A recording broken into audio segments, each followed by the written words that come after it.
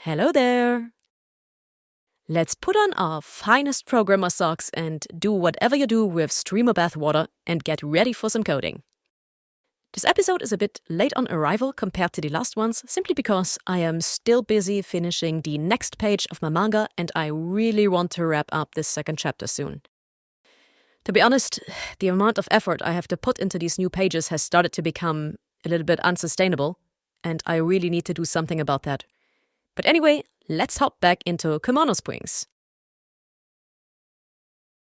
Okay, so the logic behind the matching system is that after you select a servant and highlight it that way, you can click any customer to match them. And because the customer element is divided into the portrait and the traits and some other stuff here, I want a button that covers the entire rectangular area and not just the portrait. So let's start by adding a button to our scene. I will add a texture button and we call it the customer button. Extend the size of the button, cover the area. And now we can add a script to it. So let's hop into our customer element script and we do some copy and pasting again. And we want to connect the customer button down event to the onClick function, and we want to emit a new signal. And we call this signal selected again. And the portrait is not identified, so we need to add an export for the button. I'll type texture button.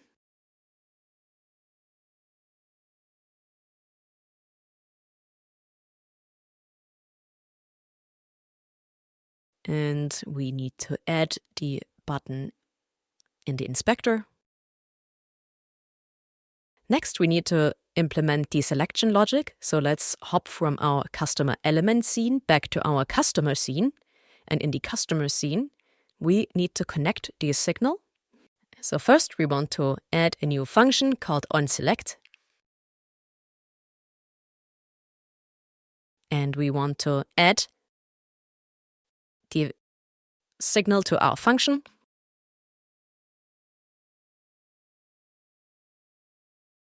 And now we can implement the matching logic. So the matching system will follow 3 basic steps. The first step is checking if any servant is selected. The second step is checking if the servant and the customer can actually be matched. And the third step is running a new function that performs the matching process. So let's start with the first step, that is finding out if there are any selected servants. But we don't do this in the customer script, obviously. To keep everything nice and tidy, we go into the servant script and add a new static function here that I call getSelected.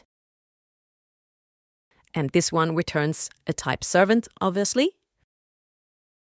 And now we just need to loop through all the servants in the game and check for the isSelected boolean.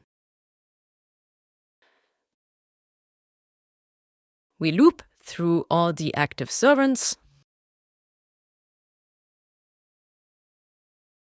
And if isSelected for this servant is true, then we return the servant. Otherwise, we return nothing.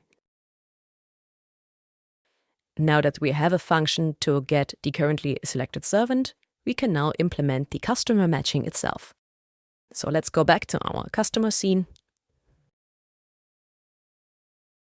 Now obviously the matching function at this point will more or less just be an empty placeholder function because we don't have the underlying game logic yet, like stats, etc. So for now, let's just create a function, match servant, that takes an input parameter servant.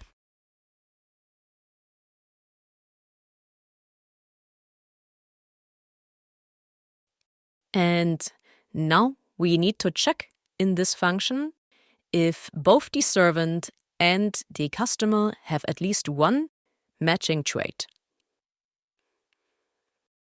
But first, let's implement a quick convenience function which is the hasTrade function that we already have for our servant class, but not for our customer class.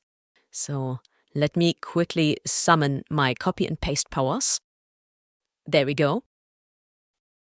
We remove the template part here because this doesn't exist for the customer class. And now we can implement the match function.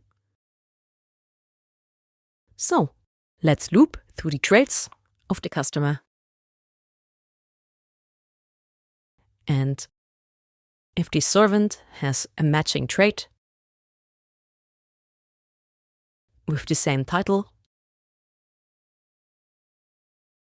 then we can append the found trade to a list. So let's create a new variable that we call matching trades. That is an array of type 28. And inside this condition, we can append to this array.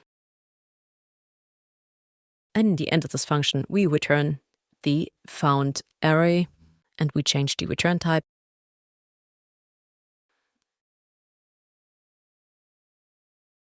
Okay, it's time to test some stuff. So let's go to our onSelect function and we create a new servant variable that we use our getSelected function on.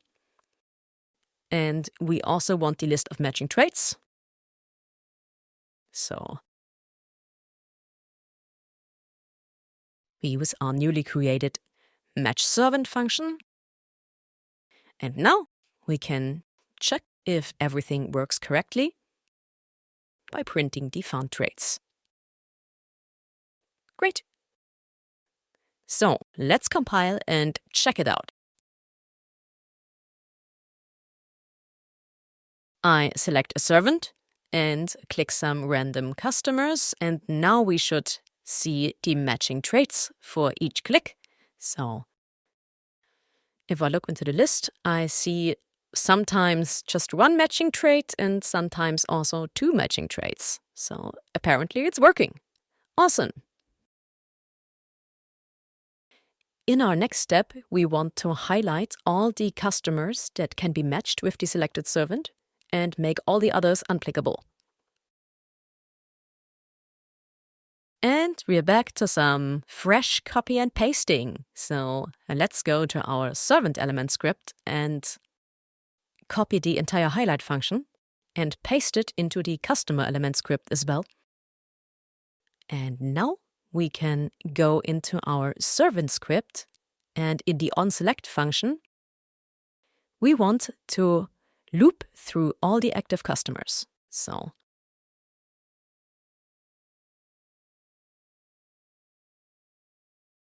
and now we can call the highlight function individually.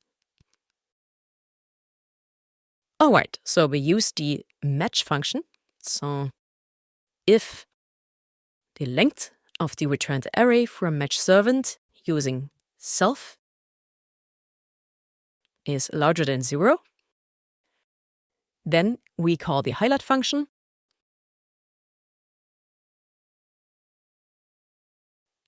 And in case it's not larger than 0, we also call the highlight function, but this time we set it to false. And if we now compile, if I highlight a servant, some clients get scaled up because they have matching traits, and the remaining one stays as it is. So it's working perfectly. Awesome.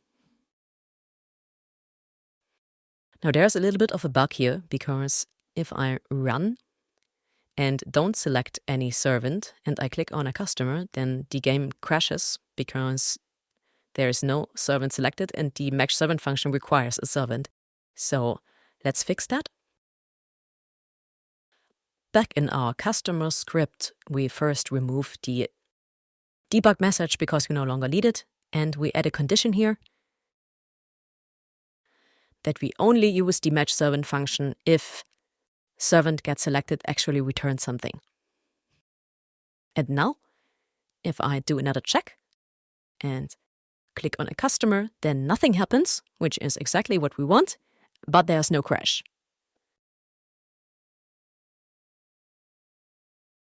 Now, the onSelect function is still an empty shell with no purpose, and we are not going to change that now because we need a pop-up window for this.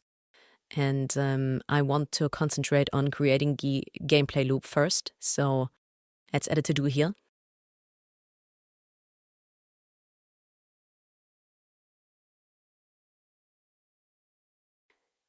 And I just noticed that Godot colorizes the to-do keyword in comments. This is cute. I didn't know that. Well, anyway, I think I'm going to wrap this video up here. And I hope to see you again on Wednesday for the next episode. And until then, I wish you a wonderful week. And yeah, see you then. Bye-bye.